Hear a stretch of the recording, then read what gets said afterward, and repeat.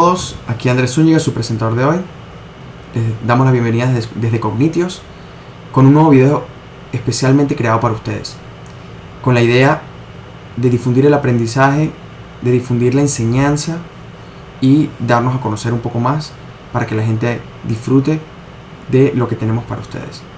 Por favor, ingresen a nuestras redes sociales Cognitios LA en Facebook, Cognitios en Instagram, para enterarse de lo nuevo que tenemos para todos ustedes. Hoy un poco de las generalidades del electrocardiograma, tema sumamente importante en la clínica y que solamente vemos en áreas como fisiología, y que ya cuando nosotros accedemos ya en semestres avanzados a la clínica, entonces tenemos pocas herramientas para poder saber identificar cuáles son los elementos patológicos, los elementos inclusive básicos del trazado electrocardiográfico. Por ende, nuestro objetivo con estos videos es que el estudiante se guíe y le sirva como referencia todas estas explicaciones para que sea capaz de comprender y de emitir un diagnóstico básico, más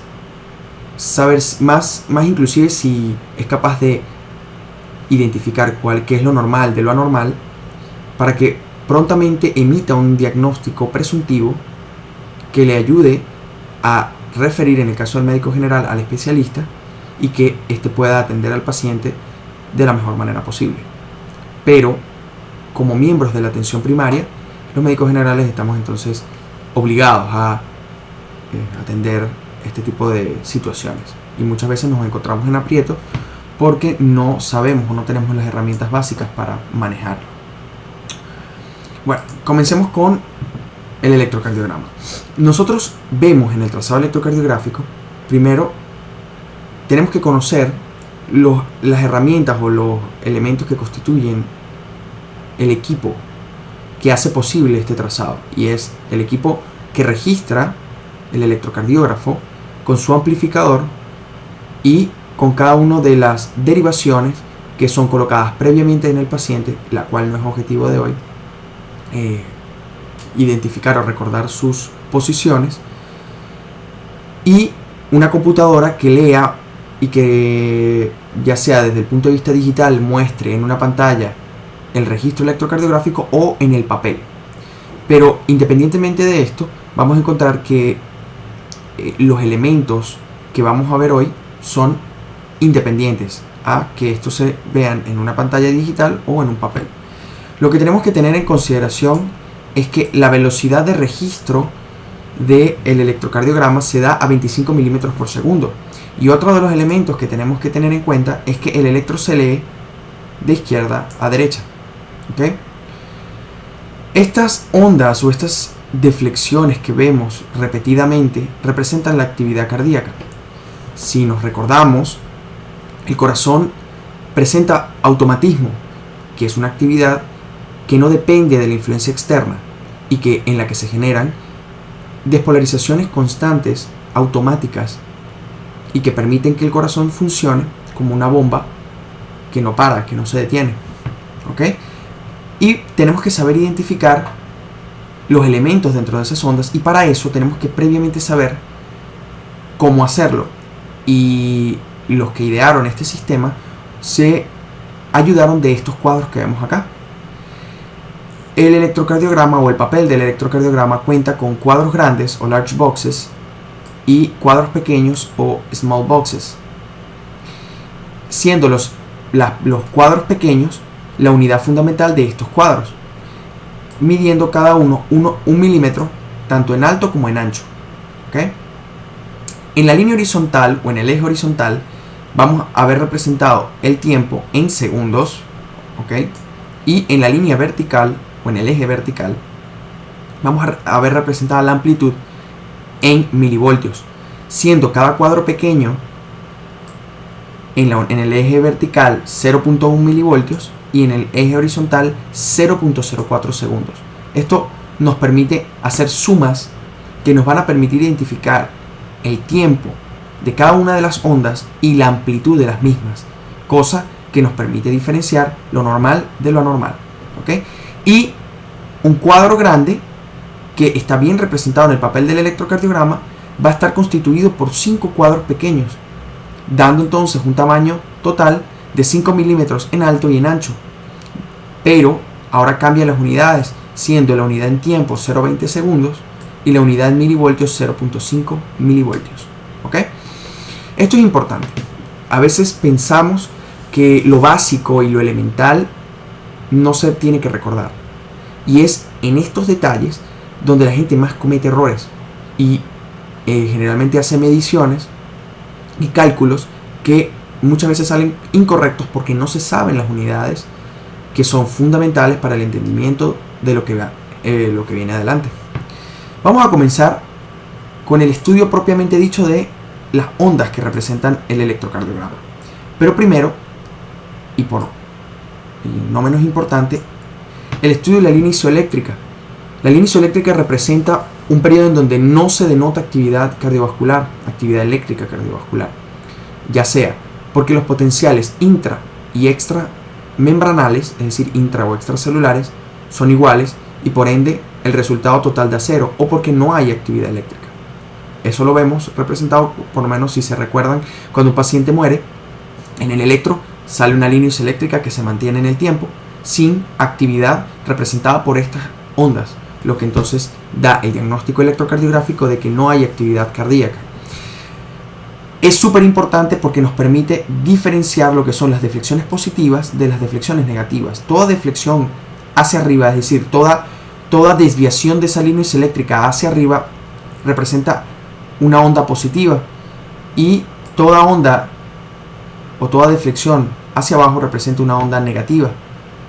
Justamente cuando nosotros por lo menos estamos midiendo la amplitud total del complejo QRS, que ya lo vamos a ver cuáles son sus constituyentes, tenemos que hacer una suma de todas las deflexiones negativas y positivas que constituyen ese QRS, de forma que nos da un resultado total de la amplitud de ese complejo.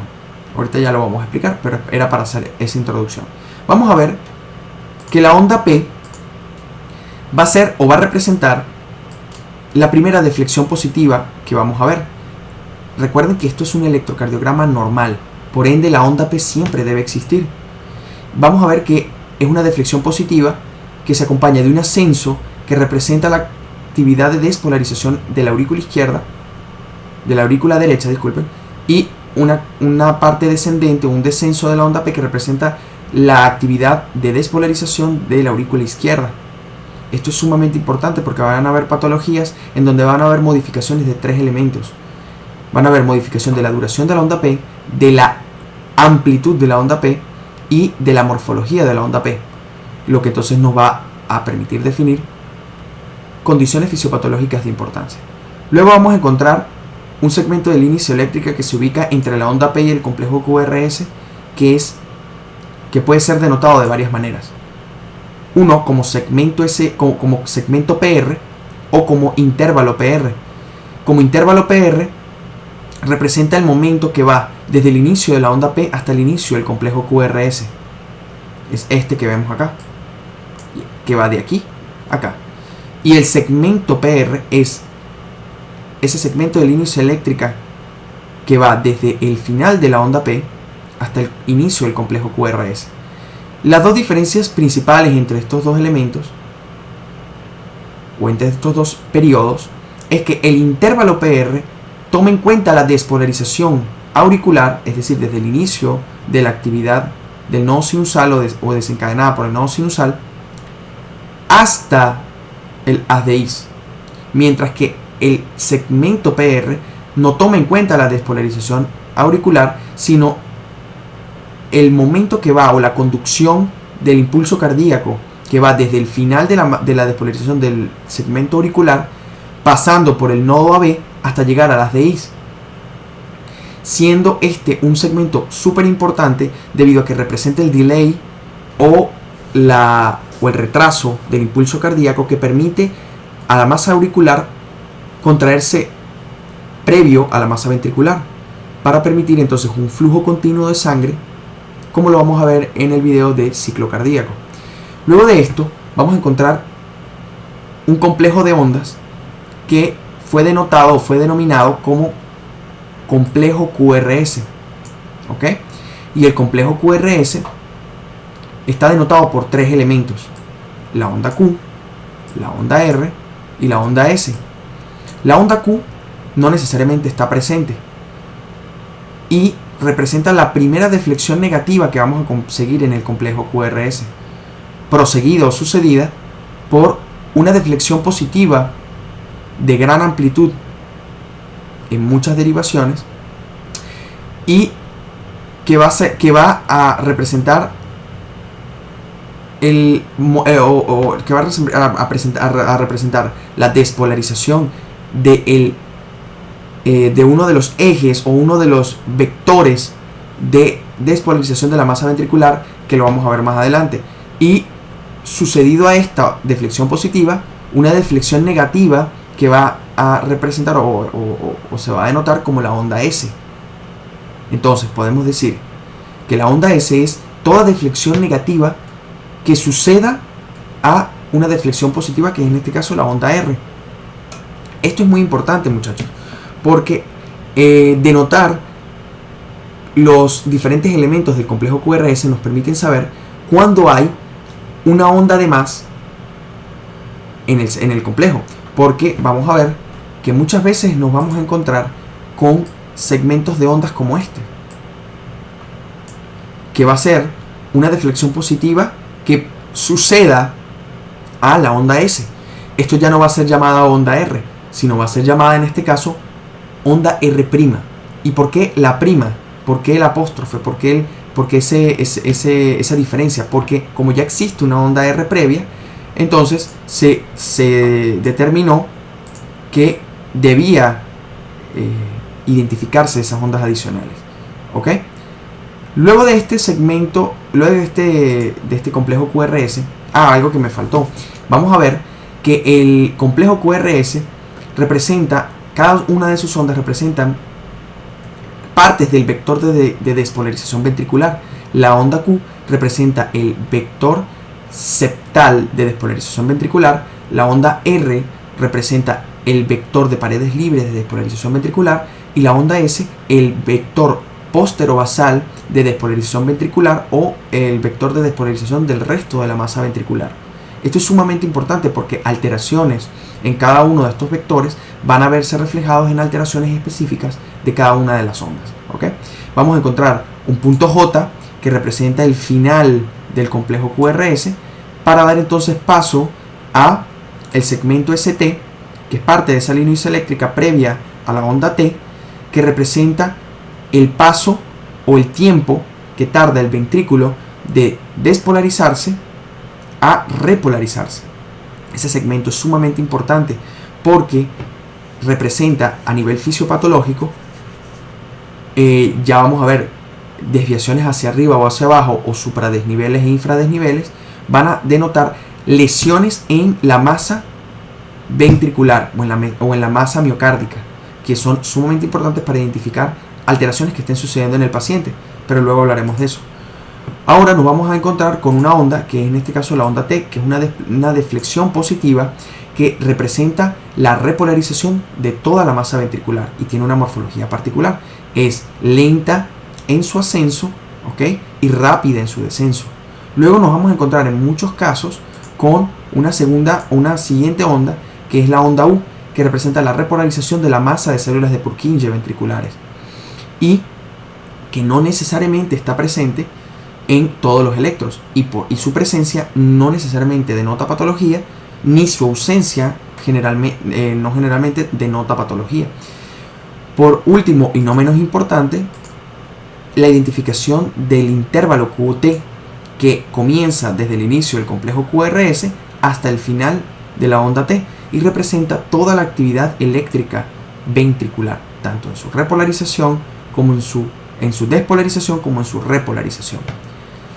Bueno, muchachos, espero les haya servido. Esto es sumamente importante, es lo básico y da comienzo a lo que es el ciclo de arritmias, en donde explicaremos cambios en ese complejo QRS, en esa onda T y en esa onda P y en esos segmentos que nos ayudan a identificar patologías específicas a nivel eléctrico, a nivel de la fisiología de la electrofisiología cardiovascular.